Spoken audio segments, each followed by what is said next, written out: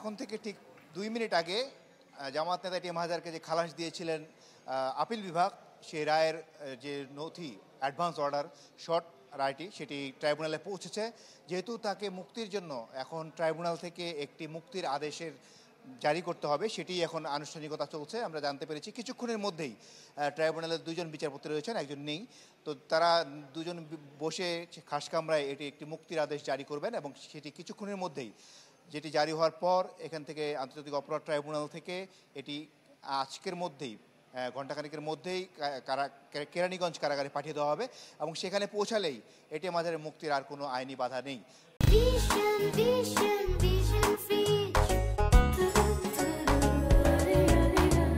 তো আমরা ভেবেছিলাম হয়তো এটি আজকে হবে না, কিন্তু তখন কিছুক্ষণ আগে যেহেতু এটি এসছে, সেহেতু তাকে মুক্তির বিষয়ে আজকেই সিদ্ধান্ত নিতে হবে কারা কর্তৃপক্ষকে।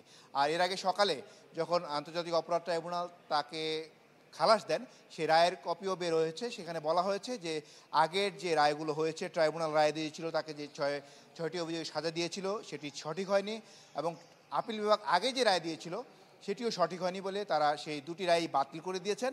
এবং বাতিল করার পাশাপাশি তারা এও বলেছেন যে তার সাথে অবিচার যে করা হয়েছে সেটি রায়ের মধ্যে সংক্ষিপ্ত রায়েও সেটি উল্লেখ করা হয়েছে। সব মিলিয়ে এখন এই রায়টির শুধুমাত্রই যেহেতু পৌঁছে গেছে, এটি এখন আজকে কিছুক্ষণের মধ্যেই সেটি মুক্তির আদেশটি বের হয়ে সেটি কেরানীগঞ্জ কারাগারে পৌঁছানোর পর সেটি আজকে আজহার মুক্তি পাবেন। সুস্মিতা। মাসুদ, আপনাকে ধন্যবাদ। ট্রাইব্যুনাল থেকে আমাদের সাথে যুক্ত হয়েছিলেন মাসুদুর রহমান।